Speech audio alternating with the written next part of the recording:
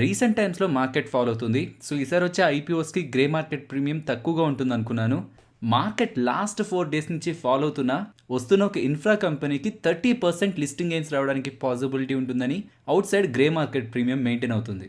Already listed companies ఉన్నాయి. మంచి ఫైనాన్షియల్స్‌తో మంచి రిటర్న్స్‌ని అండ్ మంచి ట్రాక్ రికార్డ్‌ని మెయింటైన్ చేస్తున్న కంపెనీస్ ఉన్నప్పుడు మేబీ జస్ట్ యుఫోరియాతో దాని గ్రే మార్కెట్ ప్రీమియం మెయింటైన్ అయిందనుకున్నాను. బట్ వాళ్ళ ఆర్హెచ్పిని స్టడీ చేస్తుంటే అర్థమైంది వీళ్ళు స్ట్రాంగ్ ఫైనాన్షియల్తో అండ్ ఈవెన్ స్ట్రాంగ్ ట్రాక్ రికార్డ్తో మార్కెట్లోకి రాబోతున్నారని.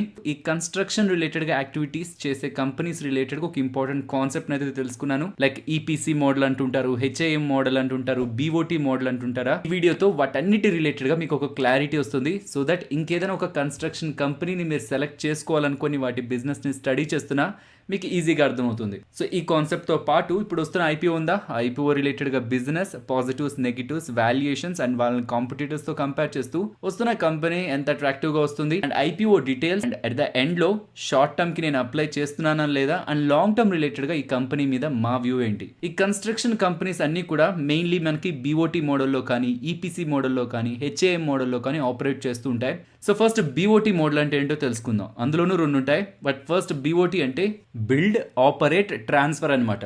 అంటే సపోజ్ మీకు ఒక బీఓటీ మోడల్ గవర్నమెంట్ ఇచ్చింది అనుకోండి, మీరు దాన్ని బిల్డ్ చేయాలి. ఒకవేళ ఒక రోడ్ వేయాలనుకుంటే మీరు ఆ రోడ్ వేయాలి. దాని రిలేటెడ్గా కావాల్సిన రా మెటీరియల్స్ కానీ, డిజైన్ కానీ మొత్తం మీరే చేసుకోవాలి, బిల్డ్ చేయాలి. అండ్ బిల్డ్ చేసేసి వదిలేసి వెళ్ళిపోవడం కాదు, ఆపరేట్ చేయాలి. మీన్స్ ఒకవేళ రోడ్కి ఏదైనా జరుగుతూ ఉన్నా దాన్ని కూడా మీరే రిపేర్ చేస్తూ ఉండాలి. మరి దీనికి డబ్బులు గవర్నమెంట్ ఇస్తుందా ఇలా బిల్డ్ చేయడానికి కానీ, ఆపరేట్ చేయడానికి కానీ? లేదు, మీరే టోల్ ద్వారా కలెక్ట్ చేసుకుంటూ ఉండాలి. సో ఒకవేళ ఈ మోడల్లో ఎవరికైనా ప్రాజెక్ట్ అలాట్ అయింది అనుకోండి, వాళ్ళకి 3 రిస్క్ ఫ్యాక్టర్స్ ఉంటాయి. ఒకటి కన్స్ట్రక్షన్ రిస్క్. సో కన్స్ట్రక్షన్ రిలేటెడ్గా వాళ్ళే మెటీరియల్ తీసుకోవాలి, ఉన్న పనులన్నీ చూసుకొని కన్స్ట్రక్షన్ని కంప్లీట్ చేయాలి. Next maintenance risk. మీన్స్ ఒకసారి మెయింటైన్ చేస్తే కాదు కదా, ఒకవేళ వర్షాలు పడుతున్నా ఈవెన్ క్వాలిటీ ఆఫ్ మెటీరియల్ బాగా యూజ్ చేయలేదనుకోండి, టైం టు టైం మెయింటెనెన్స్ చేస్తూనే ఉండాలి, కంపల్సరీగా చేయాలన్నమాట ఈ మోడల్లో ఒకవేళ అలాట్ అయితే. అండ్ ఫైనల్గా ట్రాఫిక్ రిస్క్. సో అంతా చేసి ఆ టోల్ గేట్ నుంచి ఎవరు వెళ్ళట్లేదు అనుకోండి, అసలు అక్కడ ట్రాఫిక్కే లేదంటే, అటు నుంచి ఎవరు వెళ్ళట్లేదంటే ఇక వాళ్ళు ఎలా రికవర్ చేసుకుంటారు వాళ్ళ మనీ? సో ఈ బీఓటీ మోడల్ ఉంది చూసారా, టోల్ మోడల్ ఉంది చూసారా, గవర్నమెంట్కి మంచి అడ్వాంటేజ్. గవర్నమెంట్ పాకెట్లో నుంచి 1 రూపీ వెళ్ళదు, మొత్తం కూడా కన్స్ట్రక్షన్ కంపెనీ పెట్టుకుంటుంది. టోల్ ద్వారా తీసుకోమని గవర్నమెంట్ సింపుల్గా చెప్పేస్తుంది. దీని ద్వారా పెద్దగా ఎవరు రావట్లేదని నెక్స్ట్ యాన్యుటీ మోడల్కి మారారనమాట. ఎంటైర్ సేమ్ కాన్సెప్టే, కానీ ట్రాఫిక్ రిస్క్ ఉండదు అక్కడ. ట్రాఫిక్ అంటే ఆ టోల్ నుంచి ఎంతమంది వెళ్తున్నారు అనేది ఆ కన్స్ట్రక్షన్ కంపెనీకి అనవసరం. ఇయర్లీ గవర్నమెంటే సమ్ అమౌంట్ పే చేసేస్తుంది. కానీ అగైన్ ఆ కన్స్ట్రక్షన్ రిలేటెడ్గా కానీ, దాని మెయింటెనెన్స్ రిలేటెడ్గా కానీ కంపెనీయే పూర్తి బాధ్యతలు తీసుకోవాల్సి ఉంటుంది. సో ఈవెన్ దీని రిలేటెడ్గా కూడా పెద్దగా బిడ్స్ రావట్లేదు, ఎక్కువ ఇంట్రెస్ట్ చూపించట్లేదు ప్రైవేట్ ప్లేయర్స్ అని ఈపీసీ మోడల్ తీసుకొచ్చారనమాట. ఇవి ప్రైవేట్ కంపెనీస్ అందరికీ కూడా చాలా మంచి మోడల్స్ ఈపీసీ మోడల్స్.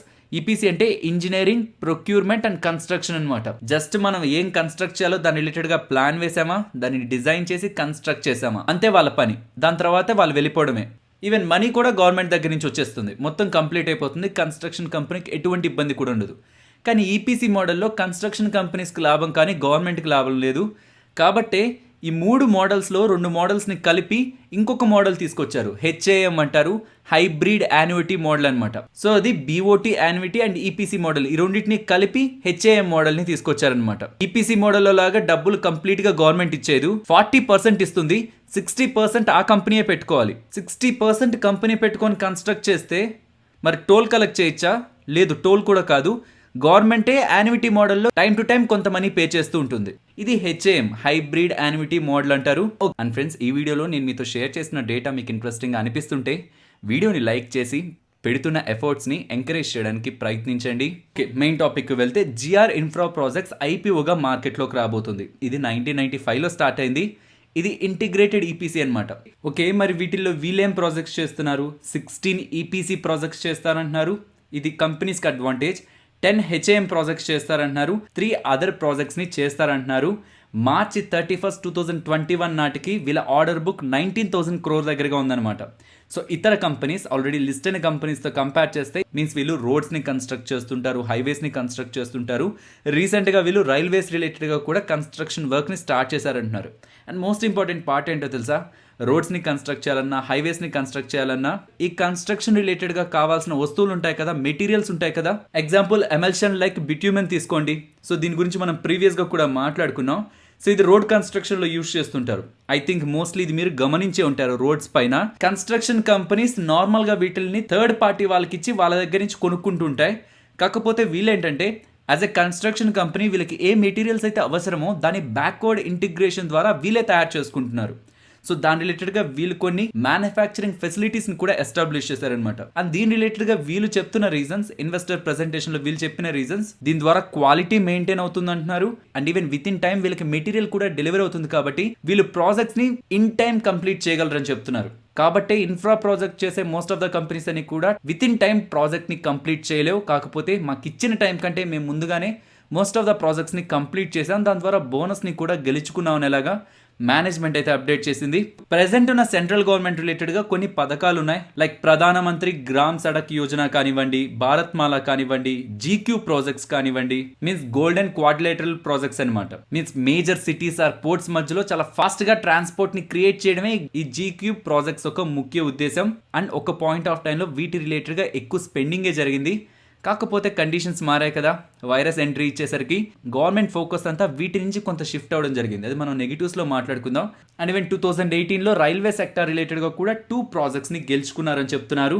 అండ్ 2006 నుంచి స్టార్ట్ చేస్తే 15 డిఫరెంట్ స్టేట్స్లో 100 రోడ్స్ దగ్గరగా కన్స్ట్రక్ట్ చేశారని మేనేజ్మెంట్ అయితే అప్డేట్ చేస్తుంది. అండ్ ఈ సెగ్మెంట్స్ లో నుంచి ఈపీసీ సెగ్మెంట్ లోంచి ఎంత రెవెన్యూని సంపాదిస్తున్నారు, బీఓటీ సెగ్మెంట్ లోంచి ఎంత రెవెన్యూని సంపాదిస్తున్నారని గమనిస్తే వీళ్ళు కాన్స్టెంట్ గా ఈపీసీ సెగ్మెంట్ లో వాళ్ళ రెవెన్యూస్ ని పెంచుకుంటున్నారు. అది మనం పాజిటివ్ గానే తీసుకోవచ్చు. అండ్ ఈవెన్ బీఓటీ ప్రాజెక్ట్స్ నుంచి వాళ్ళ రెవెన్యూస్ ని పర్సెంట్ ఆఫ్ రెవెన్యూ అయితే తగ్గించుకుంటూ వస్తున్నారు. అది కూడా మనం పాజిటివ్ గా తీసుకోవచ్చు. బికాస్ బీఓటీ ప్రాజెక్ట్స్ కంటే ఈపీసీ ప్రాజెక్ట్స్ రిలేటెడ్ గానే బెటర్ అడ్వాంటేజ్ అయితే వీళ్ళకు ఉంటుంది.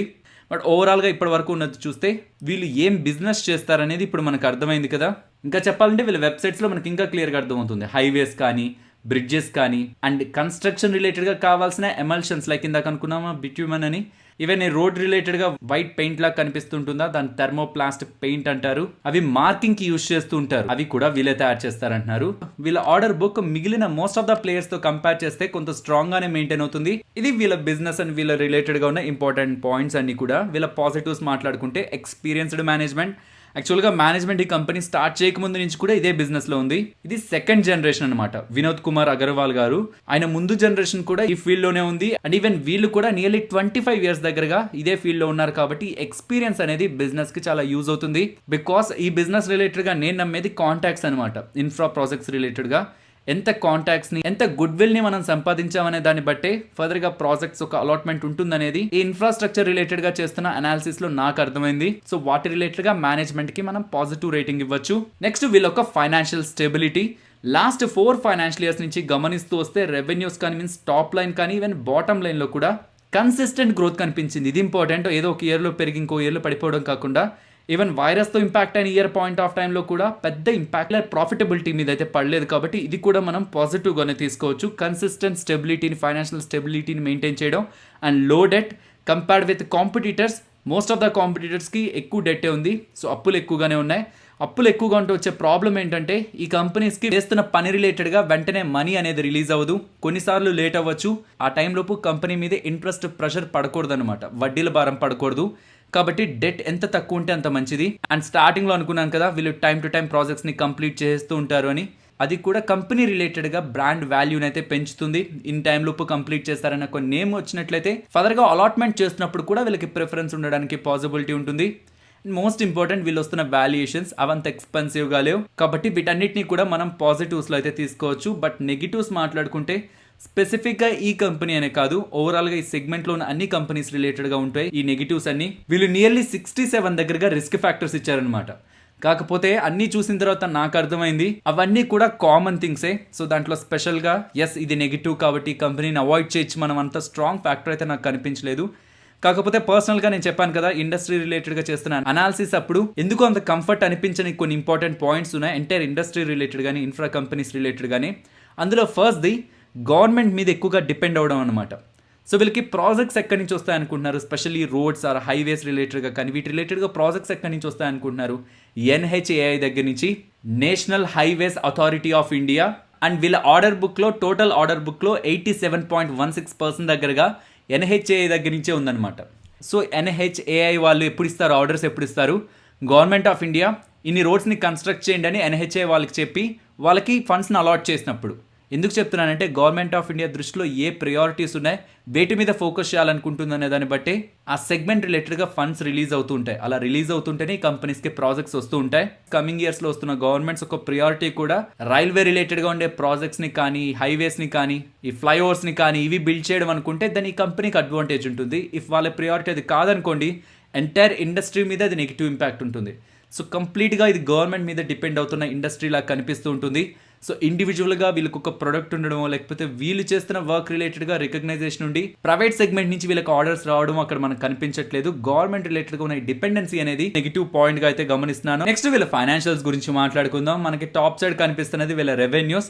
లాస్ట్ 4 ఫైనాన్షియల్ ఇయర్స్ నుంచి వీళ్ళ రెవెన్యూస్ 32.59% CAGRతో గ్రో అయింది, which is very good rate. చెప్పాలంటే వీళ్ళ కాంపిటీటర్స్తో కంపేర్ చేస్తే చాలా స్ట్రాంగ్ గ్రోత్ రేట్ అనమాట. నెక్స్ట్ వీళ్ళ ప్రాఫిట్ని గమనిస్తే లాస్ట్ 4 ఫైనాన్షియల్ ఇయర్స్ నుంచి 25% CAGRతో గ్రో అయింది. సో టాప్ లైన్ స్ట్రాంగ్గానే ఉంది, బాటమ్ లైన్ కూడా స్ట్రాంగ్గా ఉంది. బట్ మార్జిన్ మాత్రం, నెట్ ప్రాఫిట్ మార్జిన్ మాత్రం కాన్స్టెంట్గా డిక్లైన్ అవుతొచ్చింది. సో ఇది top line and bottom line. But in between ఉన్న ఆపరేటింగ్ నెంబర్స్ని చూసినా అవి కూడా మనకి స్టేబుల్గానే కనిపిస్తాయి.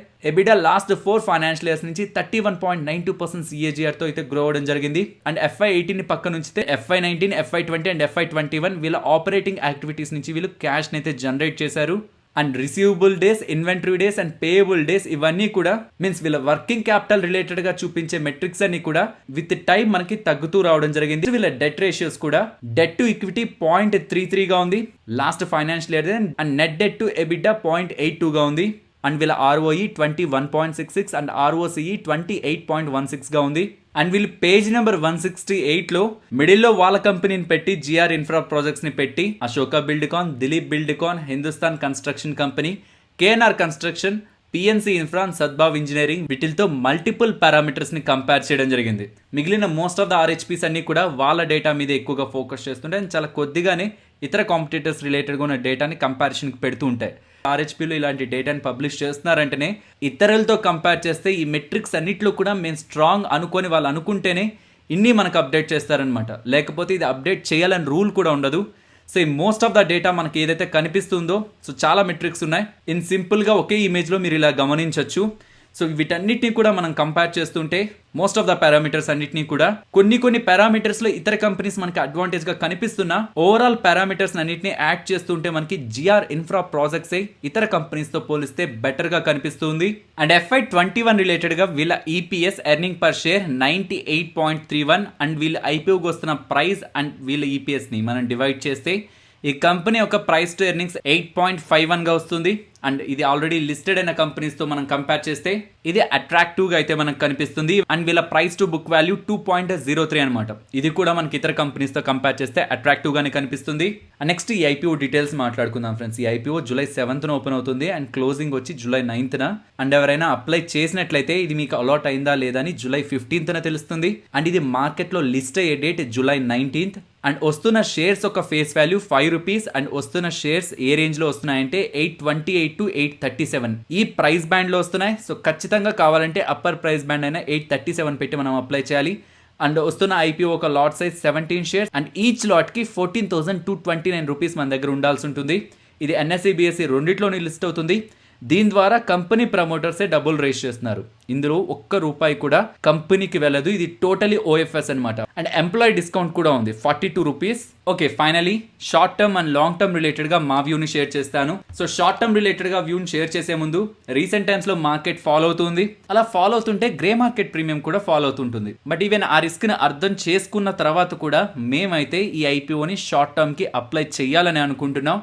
మీలో ఎవరైనా రిస్క్ తీసుకోకూడదు, కొంత సేఫ్గా ప్లే చేయాలనుకుంటే July 7th ఓపెన్ అవుతుంది, July 9th క్లోజ్ అవుతుంది. అట్లీస్ట్ స్టార్టింగ్ 2 days కొంత అవాయిడ్ చేసి 3rd ఉన్న grey market premium and market కండిషన్స్ని బట్టి IPOని అయితే అప్లై చేయొచ్చు.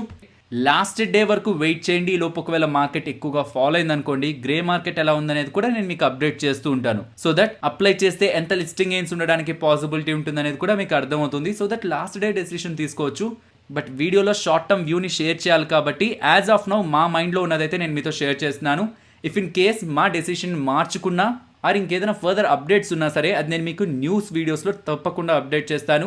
ఒకవేళ టైం లేకపోతే ఆ రోజే క్లోజింగ్ అయితే ఇమీడియట్గా మీకు నేను టెలిగ్రామ్ ఛానల్లో కూడా అప్డేట్ చేస్తాను. అండ్ ఇఫ్ మీరు మన టెలిగ్రామ్ ఛానల్లో లేనట్లయితే టెలిగ్రామ్ యాప్ ఇన్స్టాల్ చేస్తారా, తర్వాత డే ట్రేడర్ తెలుగు అని సెర్చ్లో సెర్చ్ చేయాల్సి ఉంటుంది. 2 lakh అబో మీకు సబ్స్క్రైబర్స్ ఉన్న గ్రూప్ కనిపిస్తుంది, అదే మన ఛానల్. అండ్ లాంగ్ టర్మ్ విషయానికి వస్తే నేను రీజన్ ఇందాకే చెప్పాను, ఒక గ్రోత్ ఫ్యాక్టర్ నాకైతే కనిపించలేదు. అలానే ఇన్ఫ్రాస్ట్రక్చర్ కంపెనీస్ గ్రో అవ్వవు, ఇక్కడ నుంచి ఫాలో అయిపోతాయి, రిటర్న్స్ రావని నా మీనింగ్ కాదు. ఇంకా better returns or better growth ఉండే కంపెనీస్ మాకు స్ట్రాంగ్ కన్విక్షన్ ఉండి ఎస్ ఇది మల్టీ బ్యాగ్ రావడానికి పాసిబిలిటీ ఉంది అనుకునే కంపెనీస్లోనే ప్రజెంట్ ఇన్వెస్ట్మెంట్ చేస్తున్నాం. కాబట్టి ఈవెన్ ప్రీవియస్గా కూడా చెప్పాను, గ్రోత్ ఫ్యాక్టర్ లేని స్టాక్స్లో మేమైతే పర్సనల్గా ఇన్వెస్ట్మెంట్ చేయం. ప్రీవియస్గా వీడియోస్ ఫాలో అవుతున్న వాళ్ళకైతే క్లారిటీ ఉంటుంది. కాబట్టి నేను లాంగ్ టర్మ్కి అవాయిడ్ చేస్తున్నాను. అండ్ ఇది నేను చాలా ఐపీఓస్ బ్యాక్ మెన్షన్ చేశాను, తర్వాత మెన్షన్ చేయలేదు రీసెంట్ టైమ్స్లో. సో మేబీ ఒకే అకౌంట్ నుంచి మల్టిపుల్ లాట్స్ వేస్తున్నారేమో అని ఒకసారి గుర్తు చేద్దామని చెప్తున్నాను. ఒక ఐపీఓ ఓవర్ సబ్స్క్రైబ్ అయిన తర్వాత, 1 time కంటే ఎక్కువ సబ్స్క్రైబ్ అయిన తర్వాత మీ ఓన్ అకౌంట్లో నుంచి ఎన్ని లాట్స్ వేసినా ఎటువంటి అడ్వాంటేజ్ కూడా ఉండదు. మీకు ఐపీఓలో లిస్టింగ్ గెయిన్స్ వస్తాయని స్ట్రాంగ్ కాన్ఫిడెన్స్ ఉంది. ఖచ్చితంగా నాకు ఐపీఓ రావాలనుకుంటే ఫ్యామిలీ మెంబర్స్కి సంబంధించిన డీమ్యాట్ అకౌంట్స్లోంచి ఐపీఓని అప్లై చేయండి. సో ఆల్రెడీ వాళ్ళకి అకౌంట్స్ ఉంటే వాళ్ళ అకౌంట్స్ని యూజ్ చేసి ఐపీఓని అప్లై చేయడానికి అయితే ప్రయత్నించండి. ఈ ఐపీఓ రిలేటెడ్గా బోల్డ్ క్వశ్చన్స్ ఉన్నాయి బిగినర్స్కి, బట్ అన్నిటిని ఆన్సర్ చేస్తే ఈ వీడియోని చేశాను. ఇందులో మీ ప్రతి ఒక్క డౌట్ కూడా క్లియర్ అయిపోతుంది. ఇది నేను మీకు కామెంట్ సెక్షన్లో ఇస్తున్నాను. ఫ్రెండ్స్, ఒకవేళ ఈ ఛానల్ ద్వారా వస్తున్న కంటెంట్ మీకు యూజ్ అవుతుంది అనుకుంటే మీ ఫ్యామిలీ మెంబర్స్కి ఒకవేళ డీమ్యాట్ అకౌంట్ లేకపోతే ఒక కొత్త డీమ్యాట్ అకౌంట్ ఓపెన్ చేయడానికి ప్రయత్నిస్తారు కదా, వాటి రిలేటెడ్గా లింక్స్ మన కామెంట్ సెక్షన్లో ఉంటాయి. డైరెక్ట్గా వెబ్సైట్కి వెళ్ళి ఓపెన్ చేయకుండా మన కామెంట్ సెక్షన్లో ఉన్న రిఫరల్ లింక్స్ని క్లిక్ చేసి ఓపెన్ చేయడానికి ప్రయత్నించండి. అది ఓన్లీ ఈ ఛానల్ ద్వారా ఏదైనా ఒక అడ్వాంటేజ్ ఉంది అనుకుంటేనే మన లింక్స్ని యూజ్ చేసి అకౌంట్ ఓపెన్ చేయడానికి ప్రయత్నించండి. బట్ ఎవరైనా ఇన్ఫ్రా స్పేస్లో ఒక లాంగ్ టర్మ్ కోసం కంపెనీని సెలెక్ట్ చేసుకుందాం అనుకుంటే ఇది అవాయిడ్ చేయడానికి నాకు రీజన్స్ అయితే కనిపించట్లేదు. సో లాంగ్ టర్మ్ వ్యూ నాది పాజిటివే, కానీ పర్సనల్గా నేను ఇన్వెస్ట్మెంట్ చేయడానికి అయితే నాకు కంఫర్ట్ అయితే లేదు. సో షార్ట్ టర్మ్ అప్లై చేస్తున్నాను అండ్ లాంగ్ టర్మ్ నేను అప్లై చేయట్లేదు, బట్ లాంగ్ టర్మ్ వ్యూ అయితే పాజిటివే. సో ఫైనలీ ఇది ఫ్రెండ్స్ మన వీడియో. నచ్చిందా? నచ్చితే వీడియోని లైక్ చేయండి ఫ్రెండ్స్. అండ్ ఈ వీడియో మన వాళ్ళకి యూజ్ అవుతుంది అనుకుంటే తప్పకుండా షేర్ చేయండి. అండ్ మన ఛానల్ని సబ్స్క్రైబ్ చేయనట్లయితే ఛానల్లో ఉన్న కంటెంట్ని గమనించండి. ఇఫ్ ఆ కంటెంట్ మీకు ఇంట్రెస్టింగ్గా ఉంది అనుకుంటే ఛానల్ని సబ్స్క్రైబ్ చేసి పక్కనే ఉన్న బెల్ ఐకాన్ క్లిక్ చేయండి. మరొక ఇంట్రెస్టింగ్ వీడియోతో నేను మళ్ళీ మీ ముందుకు వస్తాను. అంతవరకు టేక్ కేర్. జై హింద్.